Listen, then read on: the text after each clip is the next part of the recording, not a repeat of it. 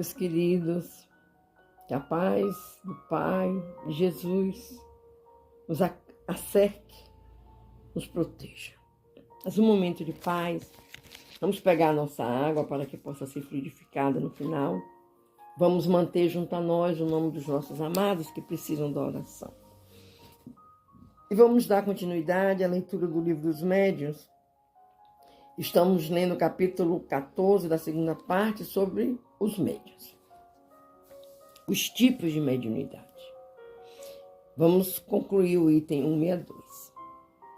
O que há a fazer-se quando uma faculdade dessa natureza se desenvolve espontaneamente no indivíduo?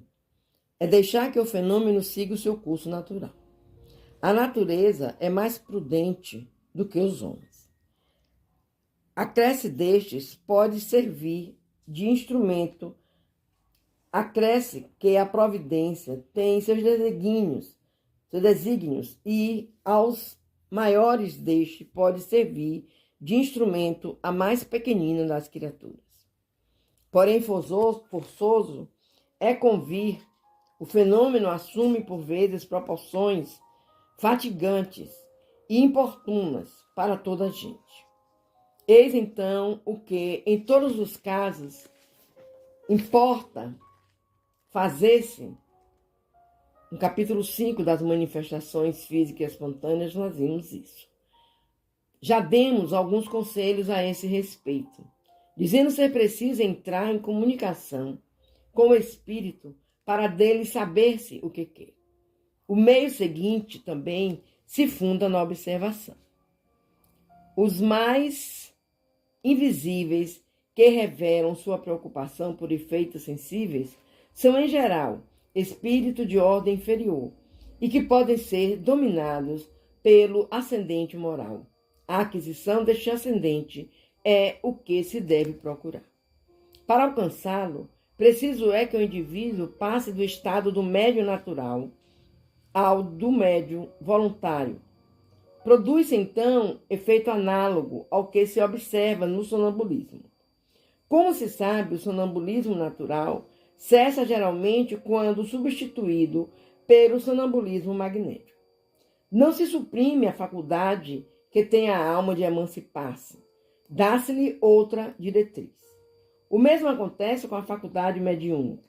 Para isso, em vez de pôr óbices ao fenômeno, coisa que raramente se consegue e que nem sempre deixa de ser perigosa, o que se tem de fazer é concitar o médium a produzi-los à sua vontade, impondo-se ao espírito.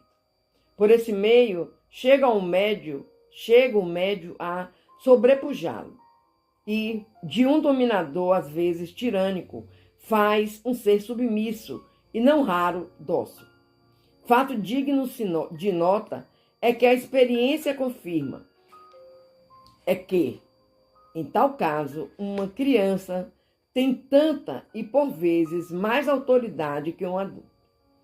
Mais uma prova a favor deste ponto capital da doutrina, que o espírito só é criança pelo corpo, que tem por si mesmo um desenvolvimento necessariamente anterior à sua encarnação atual.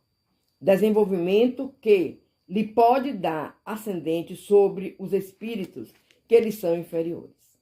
A moralização de um espírito pelos conselhos de uma terceira pessoa influente e experiente, não estando o médium em estado de o fazer, constitui frequentemente meio muito eficaz. Mais tarde voltaremos a tratar dele.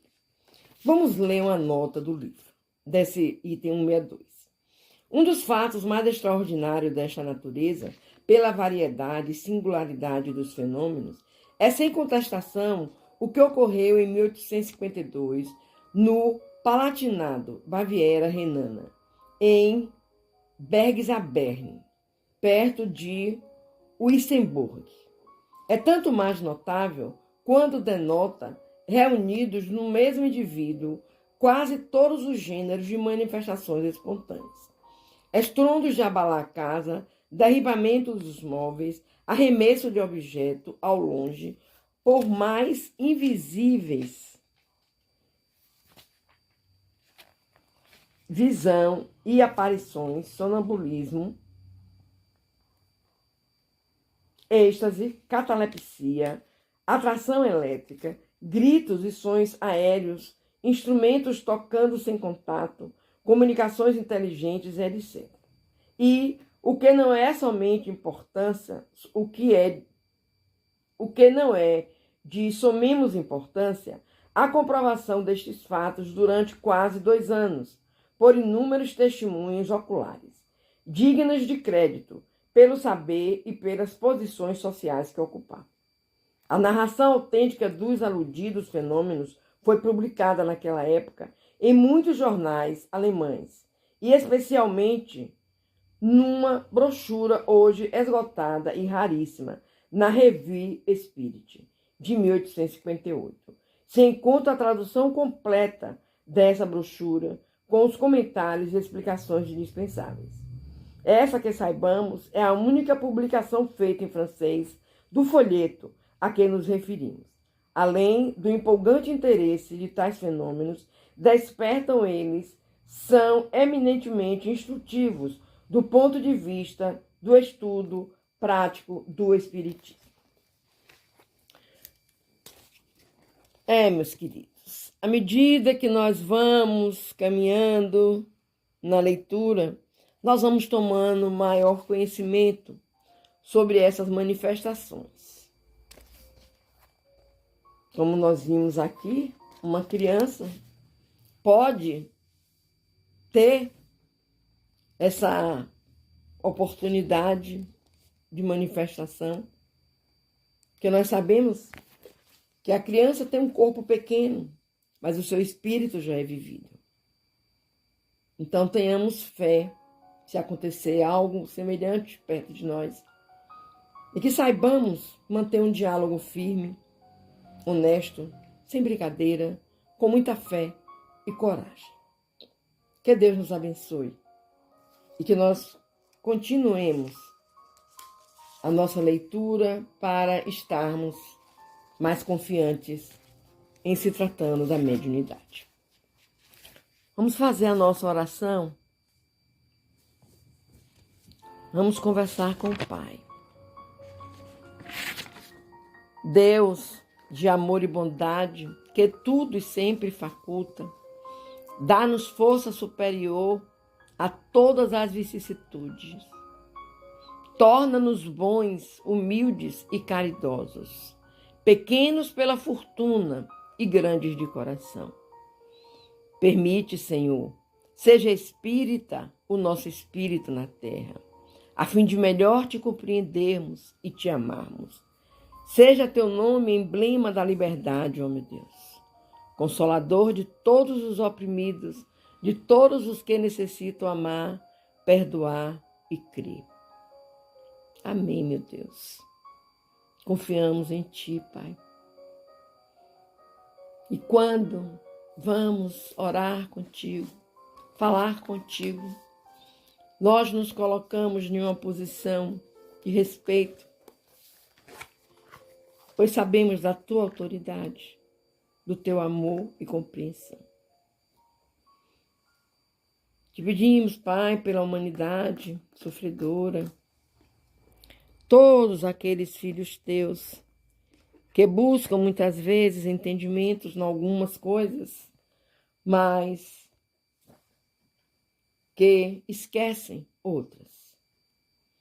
Que todos nós possamos, Pai, ter em nossas mentes que a oração, o conhecimento do Evangelho de Jesus nos liberta, que o perdão é libertador, que o amor é a mola que criou a humanidade. O teu amor. Obrigado, Senhor. Queremos te pedir também pelos nossos irmãos que sofrem do corpo físico e espiritual. Tenha misericórdia, Pai. Ajuda-os. Que eles possam entender o porquê das coisas acontecerem. Que eles possam compreender, meu Deus. Eu sei que na hora da dor, às vezes é difícil esse entendimento.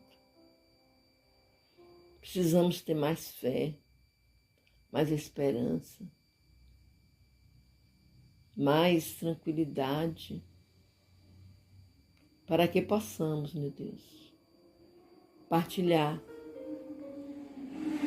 desse teu amor, desse teu amor. Que nossa mãezinha Maria esteja a cuidar dos lares, com seus anjos, que a seguem por onde ela vá. Que ela consiga colocar, Pai, cada lar, a paciência, o entendimento. Te rogamos também pelos nossos irmãozinhos que usam os vícios, que é tão cruel, né, Pai? É tão cruel. Ai, meu Deus, tem de misericórdia. Tem de misericórdia. Tem de misericórdia, Senhor. Vamos agora, meus amores, fechar os nossos olhos. Vamos conversar com Deus através da oração que Jesus nos ensinou. Pedindo a espiritualidade amiga que venha fluidificar as nossas águas.